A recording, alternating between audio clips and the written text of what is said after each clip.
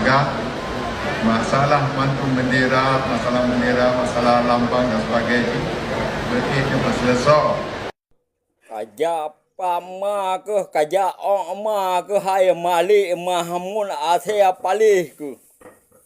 Gara-gara kah. Makanya nanggro lagi nyoma. Gara-gara kah kerja sama dengan penjajah untuk kapoh bangsa Aceh. Si Malik Mahmud Aceh palih haram jadah anu bajang kahai Malik Mahmud Aceh palih ke. Pua ka pegah mua ke. Ka pegah adame nyua ka pegah adame je pua adame ma ke hai Malik Mahmud Aceh ke. Koh bude sebelah pihak. Penjajah serdadu penjajah Jawa katanya mantang diman bude untuk ditimbak bangsa Aceh, untuk dipoh bangsa Aceh.